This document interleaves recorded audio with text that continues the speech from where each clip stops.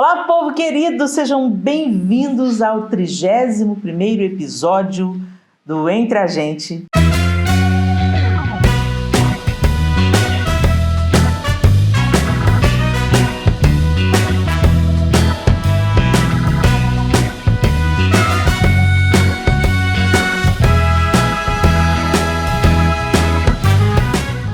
Nos próximos episódios nós vamos ter essa ilustre companhia aqui.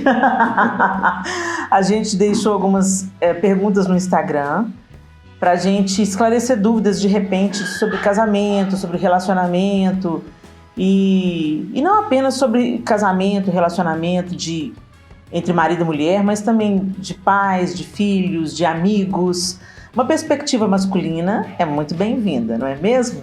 Então, o Entre a Gente de hoje começa numa fase, a gente não sabe quantos episódios vamos gravar nesse formato, mas vamos ter o João como nosso convidado aqui e a gente espera responder as perguntas de vocês com um acréscimo, de um novo olhar, né, João? Pois é, você que já está acostumado a assistir o Entre a Gente, convida seu esposo para assistir também, convida seu pai, convida seu irmão, convida seu filho, convida um amigo, ou então manda o link para quem não mora perto de você, mas que você gostaria que pudesse participar disso com a gente. Yes! Muito bem, pessoal, se você aquele formato que vocês já conhecem, o Miguel está aí do outro lado da câmera, vai ler suas perguntas para a gente vai procurar responder dentro daquilo que a gente já experimentou, dentro da nossa caminhada e principalmente sob a luz da palavra de Deus naquilo que a gente entende. E a gente espera que seja bênção para o seu coração. Se você já é inscrito no nosso canal, deixa o seu joinha. Se você não gostar do programa, deixa a sua sugestão gentilmente. Agora, se você não é inscrito, vai lá e se inscreve, porque essa é uma maneira também de nos abençoar, tá bom? Vamos lá? Primeira pergunta da @Cíntia Lima, ela. Como vocês se conheceram? Começa, convidado. Bom, a gente se conheceu porque nós estudamos na mesma escola quando éramos adolescentes e eu estudei nessa escola no período ali que compreende o ensino fundamental, que na época era só até a 8ª série, né? Agora vai até o 9º ano. E Helena estudou também esse mesmo período e depois ficou naquele período que é o ensino médio, que na nossa época a gente chamava de 2º grau. Uhum. E nesse período que nós estudávamos juntos lá, nós não nos conhecemos, mas a gente se entrosou com a mesma turma, a turma que lidava com as artes, com a música, com o teatro, que por acaso tinha muita gente que morava perto de mim. Então, depois que eu saí da escola, eu permaneci com contato com essa turma toda. E Helena também, mas ainda na escola. E num desses encontros da turma da escola... Foi o aniversário de uma professora de música. A gente se encontrou. Ela já tinha saído da escola, professora de música, já não era professora da escola, mas ela era muito querida. O nome dela é Graça. À toa que o nome dela era Graça, né, gente? Então nós reunimos a turma que ainda estudava no colégio e aqueles que foram ex-alunos e nós nos encontramos para fazer uma festa surpresa para Graça no dia 1º de maio de 1987. E quando nós chegamos ali no ponto de encontro, olha lá o moço, oi, tudo bem? Então que você é o João Lúcio? Porque eu conhecia o João de ouvir falar e ele também. E ali começou uma linda amizade, Deus fez muitas coisas na minha vida, na vida dele. E estamos aí há 30 anos casados. Graças a Deus. Muitas aventuras. Muitas aventuras. Pergunta da @fer.flavi. Fala, Fer. Existe a pessoa enviada por Deus ou a escolha do parceiro é nossa?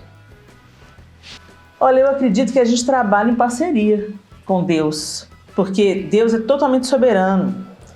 Ele cuida de todas as coisas, ele sabe de todas as coisas. Mas imagina, né, o agricultor, para ele ver a semente saindo da terra, brotando, florescendo, frutificando, ele precisa de ir lá e semear na estação apropriada e ver essa planta crescendo. Né, ele não pode, por exemplo, fazer chover, ele pode até regar a terra, mas fazer chover ele não pode. Não é ele que faz o sol nascer todos os dias. Então a gente entende que há a soberania de Deus sobre todas as coisas, mas nós devemos andar em obediência a Deus. Então, quando nós andamos em obediência a Deus, nós trabalhamos em parceria com Ele. Esse negócio de a pessoa específica, Deus escolher sem a nossa participação, olha, gente, eu acredito que possa até acontecer, não vou dizer que não, mas eu acho que são casos muito pontuais, muito específicos, né? Eu já conheci algumas coisas, umas histórias meio bizarras, assim, das pessoas acreditarem que Deus estava falando através de uma palavra profética, por exemplo, e não era Deus, era coisas do coração do homem.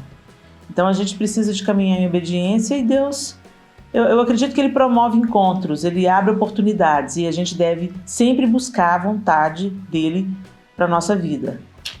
Eu acho que Deus não é um Deus de confusão, né? Eu já ouvi alguns casos, por exemplo, da pessoa dizer, olha, o Senhor me falou que você é a escolhida para ser minha esposa, mas com ela o Senhor não tinha falado nada. Então, que confusão é essa? Eu acho que Deus mostra pra gente, mas de uma forma mais corriqueira e mais dentro da nossa maneira de ser normalmente, do que necessariamente de uma forma sobrenatural. Né? Aquilo que você aprecia numa outra pessoa, aquilo que você como homem vai apreciar numa mulher e aquilo que você como mulher vai apreciar num homem, vai fazer sentido para os dois na hora que vocês se conhecerem. Agora, também a gente tem que levar em conta... então, se trabalha em parceria com Deus, Helena, como é que entra? O Senhor orienta na sua palavra coisas que não devem ser feitas, né? Então, por exemplo... não entre em julgo desigual. Então você vai casar com uma pessoa que não crê nas mesmas coisas que você crê. Você vai casar com uma pessoa que não tem nada a ver com você, que não tem um propósito em comum, não tem um sonho em comum. Sabe, vocês, cada um sonha coisas diferentes, né? Então a gente tem que observar o que a palavra de Deus diz. Honra pai e mãe. Então se você honra teu pai e tua mãe, é uma coisa que você deve observar no homem com quem você quer se casar com ele. Ele honra pai e mãe? Você deve obedecer os preceitos do Senhor. Ele ou ela obedecem os preceitos do Senhor? Então é isso. Quando a gente examina as Escrituras, a gente conhece o caráter de Deus. E quando a gente vai se aproximando e tendo uma ideia de quem Deus é, certamente nós vamos identificar aquela pessoa que está vindo dele para nós ou não. Agora, eu vou aproveitar essa pergunta para falar uma coisa que eu sempre falo e às vezes as pessoas... me criticam por isso, mas eu continuo pensando da mesma forma. Eu acho que uma das coisas mais importantes para você ter sucesso no seu casamento é exatamente a amizade com seu cônjuge. Então, eu sempre penso que uma amizade muito sólida, muito bem construída, é um bom sinal para quem está procurando a esposa ou o marido. Não é que você tem que casar com o seu melhor amigo ou com a sua melhor amiga. Mas se você tem alguém muito próximo do sexo oposto, com quem você nutre essa amizade, isso eu acho que é um sinal. E se você não tem essa pessoa ainda, mas encontrou alguém e que te despertou para esse lado por outras características, comece nutrindo a amizade com essa pessoa, porque seguramente a amizade crescendo e se fortalecendo entre vocês dois, seguramente é um sinal evidente de que provavelmente você está com a pessoa certa. Pergunta da Isabela da Costa. Fala, Isabela. Como saber se o casal está pronto para filhos? Eu acho que pronto a gente nunca vai estar.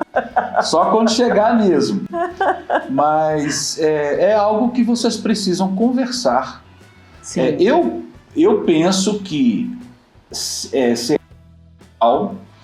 o casal separar um tempo no início do casamento para experimentarem, conviverem e usufruírem da vida a dois sem filho. Né, num primeiro momento.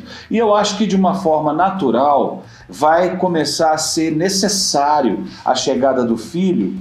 Vocês vão sentir isso juntos, que vem como um selo daquela união. Mas eu acho bacana ter um tempo só para curtir o A2, né? Porque, de fato, o filho, quando chega, muda tudo. É uma outra jornada, é uma outra etapa, são várias adaptações que têm que ser feitas, né? Então eu penso que é claro que a gente não pode escolher, às vezes acontece muito antes do que a gente planejou, mas se a gente pode conseguir planejar algo, eu sugiro que não tenha filho logo de cara, né? Que tenha esse tempo para curtir só os dois, né? Porque depois só vai voltar esse tempo quando os filhos forem adultos. É interessante a gente pensar que o coração do homem faz planos, mas a resposta vem do Senhor. Eu concordo com o João em tudo que ele disse, eu acho que é importante a gente ter esse planejamento, até mesmo para a gente ajustar a vida a dois. É diferente o namoro, o noivado e o casamento, é completamente diferente. Então, ajustando ali a vida a dois e sendo da vontade dos dois, porque não dá, gente, para a gente assumir uma paternidade, uma maternidade isolados, né? Não, eu quero ter filho, e o outro cônjuge tá, não, eu não quero. Então, tem que começar a haver diálogo, oração. Por isso, você que é solteiro, converse sobre isso antes de casamento. Isso é fundamental. Isso, né? É fundamental. Às vezes as pessoas não têm conversas importantes antes do casamento e vão ter que lidar com muitos conflitos depois do casamento. Então, conversem sobre isso. Se você é solteiro, converse antes. Acertem antes, façam planos juntos antes. E o Senhor vai dar a resposta dele no tempo adequado. Agora, a gente tem que entender também que tem casais que às vezes os planos do casal é que venham os filhos, mas o filho não vem. E a gente tem que entender que Deus é soberano também sobre todas as coisas. Deixa eu aproveitar essa oportunidade para deixar uma dica. Pare de perguntar para os casais quando é que vem o filho. A gente não sabe da realidade que aquele casal está vivendo. Às vezes eles estão querendo muito, sonhando muito com o filho, e o filho não vem. E às vezes na nossa cultura nós somos muito invasivos. Essa questão de filhos é uma questão muito pessoal. Eu conheço casais que sofreram anos para se tornarem pais, e a pergunta, mas os filhos não vêm? O pré-julgamento, pensando que o casal é que não queria filhos, e o pré-julgamento, porque as pessoas têm que escolher se elas têm filhos ou não. Eu concordo que herança do Senhor são os filhos, o fruto do ventre, seu galardão. Deus quer dar filhos para nós, e muitas vezes o nosso egoísmo impede. Mas quem tem que tratar isso na vida do casal não somos nós, é o Espírito Santo de Deus. E às vezes a gente quer fazer o papel do Espírito Santo e a gente se mete em assunto que não é da nossa conta, literalmente. Então eu acho que o casal deve chegar nessa conclusão juntos. Filho é uma bênção, nós tivemos 4. Nós podemos dizer como nós nos tornamos pessoas melhores, e ainda estamos nos tornando, dia após dia, porque temos 4 filhos e eles nos ensinam tanto, cada um à sua maneira. Então, é isso. Tem que ser de comum acordo. Se você já casou, hora de conversar. Se você não casou, hora de conversar também. Pergunta da @Carla_Tavares. Fala, Carla. Qual o tempo certo para se namorar antes de casar? Olha, eu acho que não pode ser muito longo.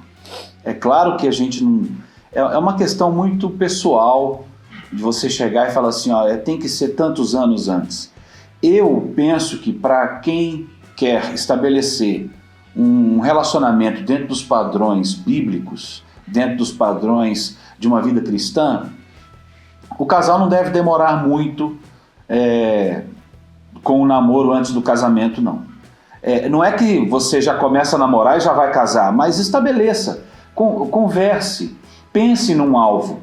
E eu penso que o relacionamento de namoro ele vai crescendo quando dá certo, e esse crescimento ele traz uma série de sensações, uma série de vontades, uma série de novas experiências, e que vai ficando difícil.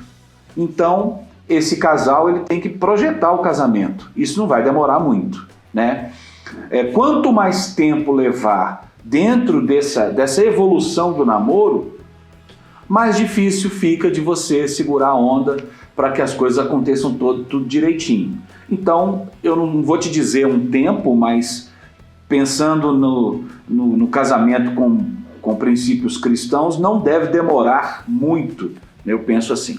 Eu concordo com o João. Aí você deve estar perguntando, mas o que é muito, o que não é muito, né? Eu acho que o casal deve namorar o suficiente para terem experiências juntos e cuidar de que eles realmente se conheçam. Exato. O que acontece? Um erro frequente.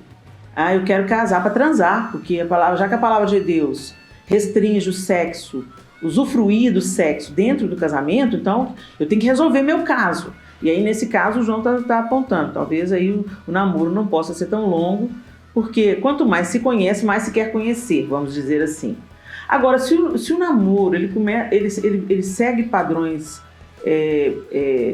de não defraudar um ao outro, de não provocar no outro sensações que você ainda não pode suprir, e usar o namoro para aquilo que ele realmente foi estabelecido, que é nos conhecermos, entendemos a família um do outro, entendemos os propósitos um do outro, o sonho do outro. É para isso que existe namoro, gente. Namoro não é para ficar pegando. Isso aí é para depois. E aí, porque fica pegando no namoro, às vezes passa o carro na frente dos bois, faz um casamento precipitado, simplesmente para se envolver sexualmente, e aí vai ter que chupar essa manga, né, pessoal? Então, aquilo que a gente falou na primeira pergunta, né, sobre cultivar e nutrir a amizade entre os dois. Eu acho que não tem que ter um tempo determinado. Por exemplo, tem gente que pode namorar 4 anos sem ter a menor noção de quem o outro é. E tem gente que pode demorar 6 meses e ter um casamento super feliz. Entendeu? Então, assim, eu conheço os 2 casos, Exato. Ok? Então não dá pra gente colocar simplesmente dentro de uma caixa. Agora, uma coisa eu sei, é muito importante se ter algumas conversas antes do casamento. É muito importante se conhecer a família um do outro, e é muito importante ver o outro em várias situações. Ver o outro com raiva. Como é que ele lida com a raiva? Como é que ele lida com a frustração? Porque encontrar com o outro só no final de semana e todo mundo cheirosinho, arrumadinho, todo mundo feliz, você está casando com só uma faceta do seu namorado, do seu noivo, né? Então é importante, o período de namoro, você buscar conhecer essa pessoa, as opiniões, as ideias, os sonhos, os projetos. O que pensa sobre criação de filho? O que pensa com relacionamento com sogro e sogra? O que pensa com relacionamento sobre cunhados? E amizade? Como é que são as amizades dele e dela? Como é que eles lidam nos relacionamentos de amizade? Isso, gente, é muito importante ter durante o período de namoro e noivado. E às vezes, se você queima essas etapas e fica querendo fazer um namoro no noivado, o que está acontecendo dentro do casamento, você pode se casar com um estranho. E aí depois da lua de mel, tudo perde a graça. Então fica ligado nisso aí, tá bom? É mais do que tempo. É o que vamos fazer durante o tempo. Exato. De namoro, de noivado. Pergunta da Bruna Carla. Como resolver... A cantora? Não. A gente não tá tão requisitado. Beijo assim, pra Bruna Carla. Pras duas, pra cantora e pra nossa amiga que tá fazendo a pergunta. Como resolver os estresses diários para não brigar o tempo todo por motivos bobos? Ai, isso é difícil, viu, gente? Né, João? Eu acho que tá tudo conectado, né, aos temas das perguntas aí. Não dá pra gente medir qual vai ser o estresse diário. Eu acho que quando você faz a escolha certa, é claro, você vai ter momentos de discordância, você vai ter momentos de estresse, momentos que não vão ser muito agradáveis, mas que tem que ser resolvido, não apenas ligado ao relacionamento marido e mulher, mas com as coisas que envolvem cuidar de uma família, né? Questões de trabalho, questões de financeiras, questões de educação dos filhos, projetos, enfim, são muitas as circunstâncias que aparecem e que a gente não quer aqui ficar dizendo que vai ser tudo mil maravilhas. Não, vocês vão ter que às vezes sentar e ter algumas conversas difíceis para resolver sobre temas importantes. Mas quando o casamento é pensado e ele acontece dentro de uma proposta saudável, de um amar o outro e por isso querer o bem do outro, fazer o outro, procurar fazer o outro feliz, esses momentos não vão ser maioria, eles não vão ser uma constante ininterrupta, que todo dia vai ter estresse para resolver, não. Eles vão aparecer sim, mas no ritmo normal. Então a gente dá conta. A gente dá conta disso daí, a gente senta, conversa e abre o coração, escuta, tem que saber ouvir. Não adianta você querer entrar num relacionamento de casamento se você não souber ouvir a opinião do seu cônjuge, que às vezes vai ser diferente da sua. Mas é por isso que é importante o conhecer antes, no tempo do namoro, porque tem muita gente que pensa que vai resolver os problemas assim. Eu gosto do fulano, mas ele tem esse problema aqui que eu já percebi, mas isso depois eu mudo nele, depois que casar. Não vai mudar, não. Você não vai mudar o outro. Ou você se adapta, ou você aprende a lidar com aquilo, e passa a ser uma coisa que vocês vão superar juntos, mas com plena convicção e conhecimento de causa. Não é um negócio assim, ele não sabe, mas depois eu mudo ele no casamento. Vai ter mais problema. Eu acho interessante a questão, dentro do relacionamento do casamento, às vezes o que falta é educação. Nós somos muito gentis, às vezes com pessoas que a gente não se simpatiza tanto, não tem tantas afinidades. Um patrão, um colega de trabalho, às vezes nós somos gentis para manter o bom relacionamento. Por que não ter esse mesmo princípio para cuidar daquela pessoa que você escolheu? Porque você às vezes não escolhe o seu patrão, você não escolhe o seu colega de trabalho, mas você escolheu o seu cônjuge. Então é muito importante a gente primar pela boa educação dentro do casamento.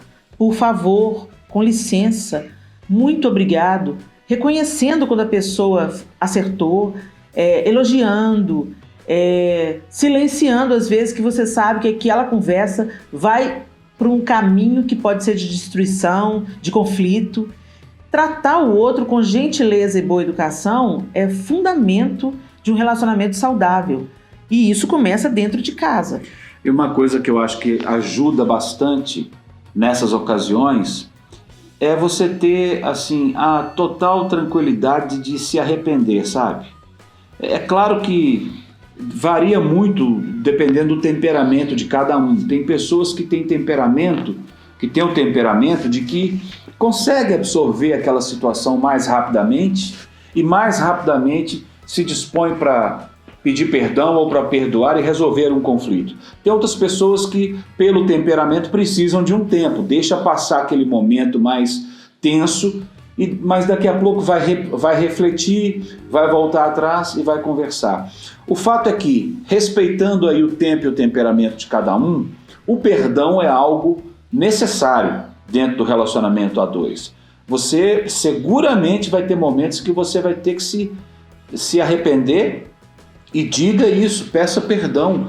Muitas vezes a gente pensa que pedir perdão é você dar o braço a torcer, ou você reconhecer que o outro é superior. Não tem nada disso. Pedir perdão é uma virtude. Toda vez que você conscientemente percebe o seu erro e pede perdão por isso, o seu conceito cresce na opinião do outro. E isso fortalece o casamento de uma forma tremenda. E facilita o outro perdoar, quando ele percebe que você reconheceu a sua falta, a sua falha. Vai ajudar bastante.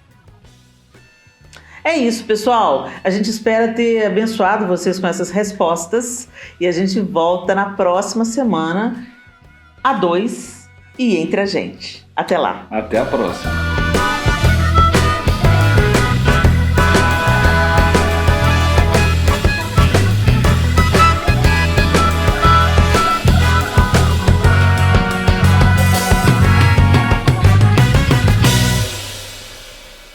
Beijo pra Bruna Carla.